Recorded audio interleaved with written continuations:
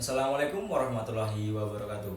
Pada kesempatan kali ini, kita akan membahas tentang dunia yang semakin tidak jelas arah untuk memenangkan persaingan global, kebijakan tarif impor dan ekspor Amerika Serikat, dan implikasinya bagi Indonesia.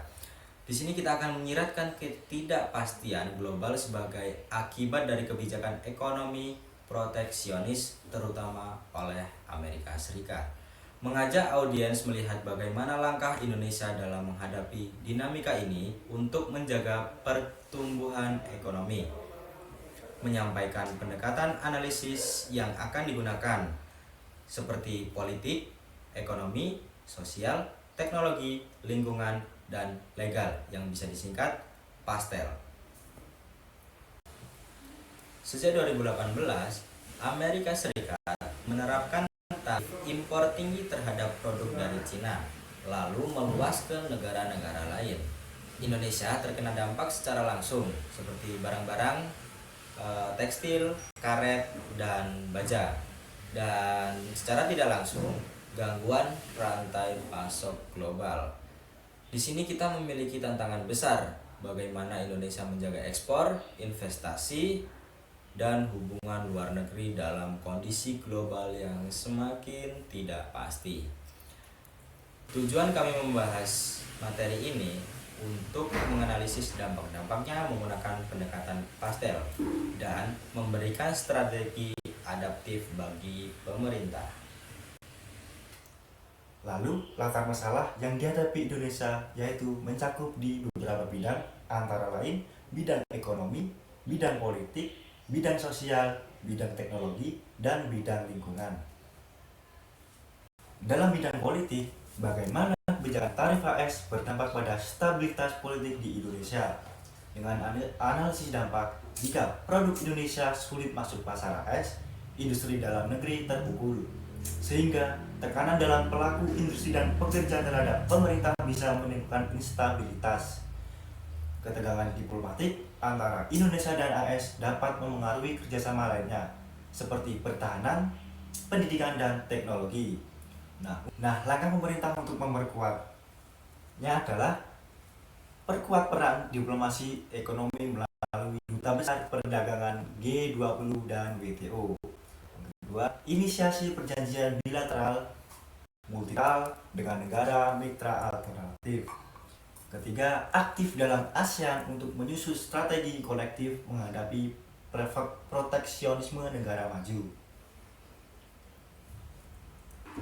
Di bidang ekonomi, bagaimana tarif Amerika Serikat mempengaruhi perekonomian Indonesia dan bagaimana strategi untuk mencapai pertumbuhan 8% dan status negara maju. Untuk dampaknya, yang pertama, penurunan ekspor ke Amerika Serikat, lalu merambat ke surplus perdagangan turun, lalu merambat lagi ke nilai rupiah yang tertekan, sehingga investor global mengurangi minat berinvestasi di negara-negara yang terkena efek kebijakan proteksionisme. Yang kedua, resiko pengangguran dan inflasi meningkat.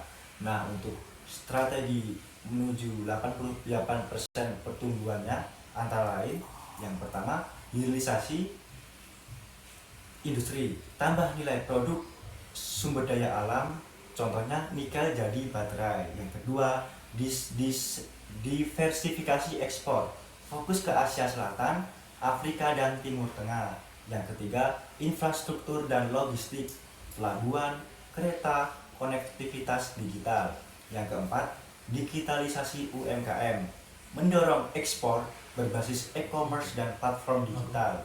Dan yang kelima, reformasi regulasi dan pajak, sederhanakan proses investasi dan perdagangan. Lalu kita lanjut pada bidang sosial. Bagaimana kesejahteraan rakyat terdampak dan program sosial yang dibutuhkan? Kita akan berbicara tentang dampaknya dulu. PHK di industri ekspor berdampak pada pengangguran terbuka, terutama di sektor padat karya. Penurunan daya beli masyarakat menjadikan peningkatan kemiskinan dan kesenjangan.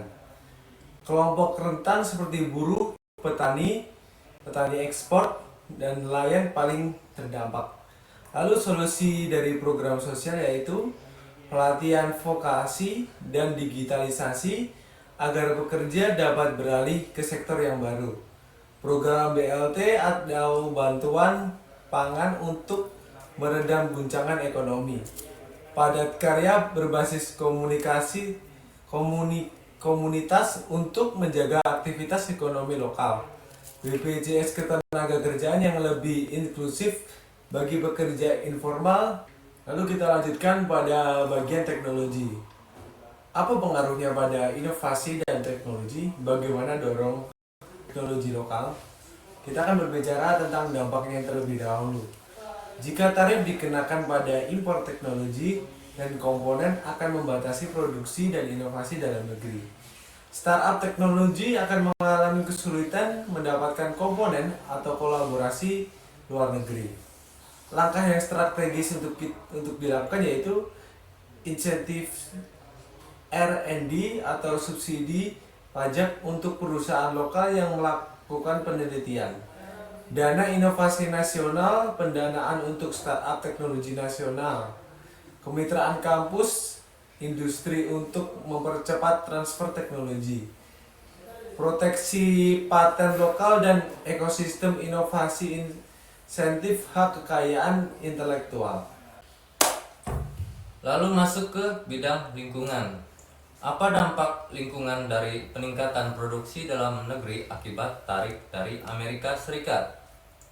Dampak yang didapat adalah meningkatnya produksi lokal bisa berdampak pada eksploitasi sumber daya manusia secara berlebihan.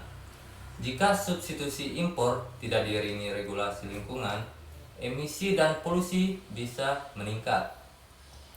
Industri hijau terkendala jika impor teknologi ramah lingkungan dikenai tarif. Lalu strategi yang dapat dilakukan adalah yang pertama, green tax dan insentif hijau, yang dimana itu adalah pajak karbon dan insentif untuk perusahaan ramah lingkungan. Lalu yang kedua adalah standar industri berkelanjutan, yang dimana sertifikasi hijau untuk industri dan ekspor. Lalu yang ketiga, pembangunan berwawasan lingkungan, yang dimana seperti kawasan industri berkonsep eco-park.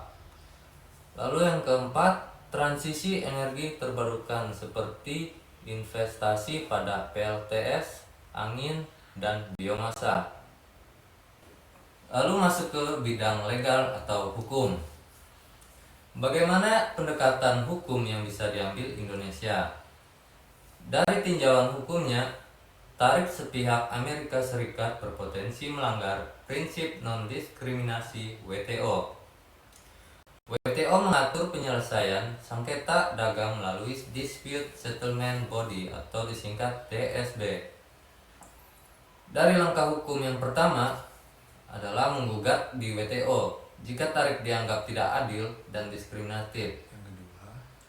Lalu yang kedua, menggunakan mekanisme perjanjian bilateral atau regional FTA dan CEPA untuk perlindungan legal. Lalu yang ketiga, perkuat posisi hukum nasional, harmonisasi undang-undang perdagangan dan perindustrian agar sesuai hukum dagang internasional. Di sini ada rekomendasi strategis, yaitu kombinasi temuan pastel menjadi kebijakan nasional. Yang pertama ada kebijakan ekonomi provokatif, percepat hilirisasi FDI, digitalisasi, dan industri manufaktur. Yang kedua ada diversifikasi pasar ekspor, fokus ke negara-negara berkembang dengan potensi tinggi. Yang ketiga ada inovasi teknologi lokal, dana riset, startup, teknologi pendidikan. Yang keempat ada penguatan diplomasi perdagangan, yaitu koalisasi dengan negara-negara berkembang lainnya di WTO. Yang kelima, perlindungan sosial dan tenaga kerja, yaitu skill development, jaminan sosial inklusif. Yang keenam, ada kebijakan lingkungan terpadu, yaitu menjaga keberlanjutan saat mengejar pertumbuhan. Dan selanjutnya ada studi kasus dan data, contoh nyata dan angka, yaitu pada tahun 2024 Amerika Serikat menaikkan tarif untuk tekstil dan produk elektronik Indonesia sebesar 15% hingga 25%. Ekspor tekstil turun menjadi 12% dan 100.000 pekerja terdampak di Jawa Barat. Target pertumbuhan 8% butuh rasio investasi 34% dari PDB. Indonesia masih tergantung pada Amerika Serikat, Cina, dan Jepang. Gabungan 40% ekspor nasional. Selanjutnya kesimpulan, Pastel memberi pandangan menyeluruh terhadap dampak kebijakan tarif Amerika Serikat. Indonesia butuh kebijakan adaptif, kolaboratif, dan inovatif. Keseimbangan antara pertumbuhan, ekonomi, kesejahteraan sosial, dan keberlanjutan lingkungan harus dijaga. Visi negara maju bisa dicapai jika Indonesia memperkuat struktur ekonomi dan posisi globalnya. Mungkin sekian dari saya dan kelompok saya. Apabila ada salah kata, mohon dimaafkan. Wassalamualaikum warahmatullahi wabarakatuh.